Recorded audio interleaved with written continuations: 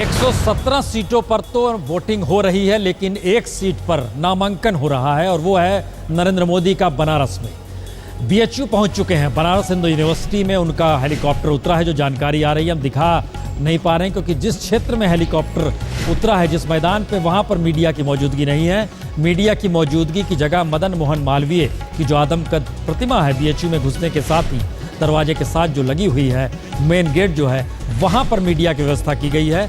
तो हेलीकॉप्टर आसमान में हम आपको जरूर दिखा सकते हैं। जिस समय उतरने से ठीक पहले वो उड़ रहा था और वो कैमरे ने दूर से पकड़ा। उसके बाद अब बीएचयू पहुंचे हैं और अब वहां से कार के जरिए वो पहुंचेंगे मदन मोहन मालवीय की आदमकद प्रतिमा पर माल्यार्पण करने के लिए और इसके तुरंत बाद ही वो रवाना हो जाएंगे यहीं से हेलीकॉप्टर से काशी विद्यापीठ। ये दोनों यूनिवर्सिटी का एक अपना महत्व है। हम आप खास तौर से जब जिक्र हो रहा है मदन मोहन मालवीय का, बार बार इसका जिक्र कर रहे हैं। 1916 में बीएचयू बनी थी और किस तरीके से यहाँ पे गेस्ट लेक्चर्स के तौर पे महात्मा गांधी भी आए थे। उस समय सीवी रमन साहब को ही बुलाया गया था।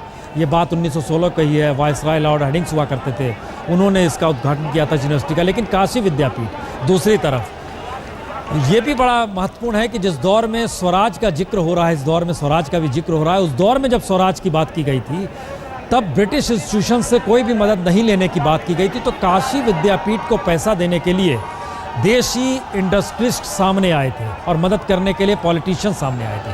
काशी विद्यापीठ का भी फरवरी में ही, संभवतः 10 फरवरी तारीख थी, 10 फरवरी 1921, उससे ठीक पहले गुजरात विद्यापीठ बनी थी। लेकिन ये हम आपको तस्वीरें सीधे दिखा रहे हैं। जो पहुंचे हैं काफिला बीएचयू कैंपस के भीतर में नरेंद्र मोदी, और वहाँ पे चाक चौबंद सुरक्षा की व्यवस्था भी है। लेकिन दूसरी तरफ फूल मालाएं भी एकदम ज़बरदस्त तरीके से मदन मोहन मालवीय की तस्वीरों के इर्द गिर्द जो रखी गई है, उनके आदमकद प्रतिमा को पूरा घेराबंदी जो की गई है वो फूल मालाओं से की गई है। मौजूदगी वहाँ पर भी बीजेपी कार्यकर्ताओं की है, बड़ी तादाद में है।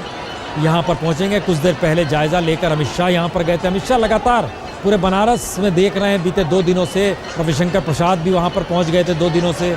वह भी देख रहे थे क्या व्यवस्था है, किस रूप में है। पूरे बनारस में आज स्कूल कॉलेज बंद हैं और जिस तरीके की भीड़ शहर में गलियों में उमड़ी पड़ी है, जिन जिन जगहों पर नरेंद्र मोदी पहुँचेंगे जिस रोड शो के दौरान, वहाँ पर तो अभूतपूर्व लोगों का पहुँचना जारी है। और ये बीजेपी में चूँकि अभी सीट पूर्वोत्तर क्षेत्र में वोटिंग हुई नहीं है, तो कमोवेश वो सारी सीटों के कार्यकर्ता हों, नेता हों, उनकी मौजूदगी जरूर यहाँ पर होगी। क्योंकि ये सारे दृश्य बीजेपी में 10 बरस के बाद देखने को मिल रहे हैं, या कहें तो उससे पहले देखने को मिला करते थे जब अयोध्या का आंदोलन था, पहली बार बीजेपी सत्ता में आई थी। वाजपेयी अडवाणी का वो दौर था। संघ भी उस समय थोड़ा सा सक्रिय था, लेकिन संघ का भरोसा टूटा नीतियों को लेकर। और नीतियाँ जो थी, आर्थिक नीतियाँ थी, अयोध्या को लेकर थी। लेकिन देखिए पहली बार जब चले तो जो ब्लॉक पे लिख कर चले हैं नरेंद्र मोदी, उसमें उन्होंने गंगा का जिक्र किया है। गंगा आज से नहीं, बहुत पहले से आरएसएस के भी एजेंडे में रहा है। बीजेपी भी अपने तौर पर मानती रही है। अंतर्राष्ट्रीय तौर पे पैसा भी खूब आया है, लेकिन कभी ये राजनीतिक इच्छा शक्ति के दायरे में नहीं आ पाया जहां गंगा सफाई इस देश की ज़रूरत के साथ जोड़ा जाए। कभी उसे सांप्रदायिक रंग दे दिया गया, जैसा रामकृपाल जी कह रहे थे कि गंगा नदी को भी सांप्रदायिक तौर पे दे दिया जाता है, रंग दे दिया जाता है। हमारे साथ राजनीतिक विश्लेषक अभय कुमार दुबे भी जुड़ चुके हैं। लेकिन बातचीत और चर्चा करें उससे पहले रीमा, बीएचयू में पहुंच गए आप, जहां पर है वहां हुजूम ही हुजूम है। बड़ी उम्मीद है लोगों को, बड़ी उम्मीद है बीजेपी को, बड़ा भरोसा है सारी चीज़ों से। मोदी को लेके नारे भी लग रहे हैं, आप इर्द गिर्द घिरे भी हुए हैं। जो दिखाइए और जरा एक आध से पूछिए तो पहली उम्मीद उनके जहन में क्या आती है मोदी को लेकर? बिल्कुल, देखिए पहले तो हम ये दिखाएंगे कि ये बगल में जो बिल्डिंग दिख रही है वही है काशी विद्यापीठ की बिल्डिंग, जहां पर कि बीएचयू के बाद सीधे नरेंद्र मोदी पहुंचेंगे हेलीकॉप्टर चॉपर के जरिए। और यहीं पर अंदर एक ग्राउंड है काशी विद्यापीठ में, वहां पर उतरेंगे और वहां से सीधे बाहर निकलेंगे गाड़ी से और यहाँ पर पहुंचेंगे। यानी कुछ ही कदमों का फासला है सिर्फ। और उसके बाद इस भीड़ के बीच में से हम पहुंचेंगे। एक परिवार हमारे साथ यहाँ खड़ा हुआ है जो कि काशी का नहीं है, दिल्ली से नहीं आया है, सीधे गुजरात से आया है नरेंद्र मोदी को देखने के लिए। आप बीजेपी की कार्यकर्ता तो नहीं लग रही हैं, आप किस लिए आई हैं? नहीं, हम तो नरेंद्र मोदी को बहुत चाहने वाले हैं और अहमदाबाद से, मेहसाणा से हम आए हुए हैं और हम हमारे सीएम को पीएम बनाने को आए और हमारे बनारस काशी वाले को थोड़ा बनारस और गुजरात के कलर में थोड़ा सा डिफरेंस है। आपने यहाँ आकर क्या पाया जब वडोदरा में नरेंद्र मोदी गए और जब बनारस यहाँ बनारस वाले का बहुत अच्छा सा माहौल है। बीजेपी को लाएंगे, नरेंद्र मोदी भैया को लाएंगे ही लाएंगे। हमको पता चल पूरे परिवार के साथ पहुँचे हुए हैं नरेंद्र मोदी। तो छोटे छोटे बच्चों को लेकर गुजरात बेसारा से ये परिवार पहुंचा है।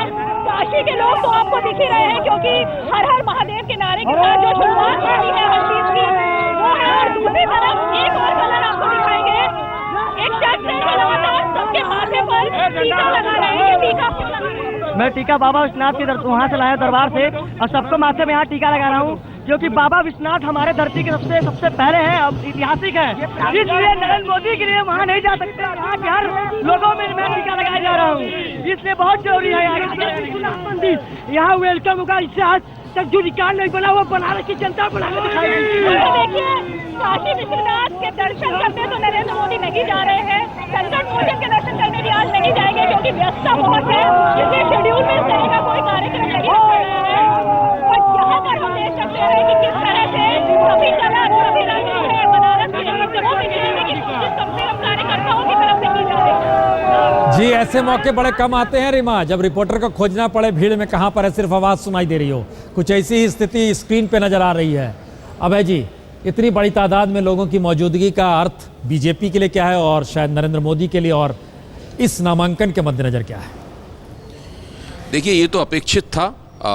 मुझे लगता है कल जो अरविंद केजरीवाल ने अपना रोड शो किया था, जो कि काफ़ी देखने में प्रभावशाली लग रहा था, कम से कम टीवी की स्क्रीन पे तो प्रभावशाली लग ही रहा था। आज जो हो रहा है ये उससे भी ज़्यादा सघन है, उससे भी ज़्यादा विशाल है, और ये बताता है कि मोदी के पक्ष में एक चाहे प्रचार के ज़रिए कहें या चुनावी होड़, जैसा कि अभी रामकृपाल जी कह भी रहे थे कि चुनावी होड़ में दोनों तरफ से जो किया जाता है उसका एक निश्चित परिणाम एक मुकाम पे आके निकलता है। मतलब जो है ये असर डालता है, ऐसी भीड़ की मौजूदगी उत्साह पैदा करती है या असर भी डालती है? ये उत्साह भी पैदा करती है, असर भी डालती है, लेकिन इसके बावजूद मैं मानता हूँ, इस भीड़ और इस उत्साह और इस भव्य आयोजन के बावजूद मैं मानता हूँ कि किसी भी निर्वाचन क्षेत्र में, चाहे भले ही वहाँ से राष्ट्रीय हस्तियाँ लड़ रही हों और स्थानीय मुद्दे भले ही पृष्ठभूमि में चले गए हों और राष्ट्रीय आग्रह ही सामने हों, इसके बावजूद वहाँ का जो सामाजिक समीकरण है वो अंततः उस चुनाव में निर्णायक साबित होता है। और वो सामाजिक समीकरण धार्मिक भी होता है, वो जाति परक भी होता है, वो समुदाय परक भी होता है, और उस सामाजिक समीकरण को देखना पड़ता है, उसको समझना पड़ता है। उसको हम अमेठी में भी देख चुके हैं, नामांकन करने में किन या मोदी के नामांकन के पहले चर्चा चल रही है कि कौन कौन लोग उनके नामांकन में उनके साथ होंगे। पूर्वांचल की स्थिति, उसका एक महत्व है, खंबे हैं, वो महत्व नहीं से समाप्त होता, नल है, पानी नहीं है, सकरी गलियां हैं, धूल है। और इसमें यह भी एक देखने की बात है कि एक निर्वाचन क्षेत्र के तौर पर वाराणसी एक दुर्भाग्यशाली निर्वाचन क्षेत्र है, उसके प्रतिनिधियों ने उसके साथ अच्छा सलूक नहीं किया है। आप वाराणसी में किसी से भी पूछ लीजिए, मुरली मनोहर जोशी वहाँ पर एक छोटे किस्म के खलनायक के तौर पर जाने जाते हैं, और आज अगर मुरली मनोहर जोशी वहाँ से चुनाव लड़ रहे होते, नरेंद्र मोदी न लड़ रहे होते, तो भारतीय जनता पार्टी के लिए अपना चेहरा बचाना मुश्किल हो जाता। हाँ, कोई चेहरा बचाना मुश्किल हो जाता। तो वाराणसी की बहुत बुरी हालत है एक निर्वाचन क्षेत्र के रूप में। बिल्कुल, हम इसीलिए रामकृपाल जी जरा पूर्वांचल की जो पूरी स्थिति है, इंडस्ट्री नहीं है, रोजगार नहीं है, जो स्थिति है, भ्रष्टाचार तो हर जगह हो चला है। मोदी बतौर उम्मीद हैं, मोदी बतौर पीएम कैंडिडेट भर है, या मोदी एक ऐसी राजनीतिक विरासत को यहाँ पर देने आ गए हैं जहाँ से पूर्वांचल की पूरी तस्वीर बदल जाएगी? क्या है स्थिति? प्रसून जी, मैं अगर एक वाक्य में कहूँ, मोदी एक नई चीज़ है। और आपसे ही मैं एक बात पूछ रहा हूँ कि 1952 से लेकर के जब से पहला लोकसभा चुनाव हुआ होगा इस मुल्क में, कभी ऐसा हुआ है क्या कि 117 सीटों पर चुनाव हो रहे हों लेकिन वो बड़ी खबर नहीं बन रही है? बड़ी खबर एक आदमी का नामांकन होना हो रहा है। आप अपने खुद के मीडिया पर देख लीजिए और बाकी जगह देख लीजिए, ऐसा शायद पहली बार हो रहा है। इसलिए कि ये खबर आखिर मोदी का कितना असर है और मोदी क्यों चाहा जा रहा है।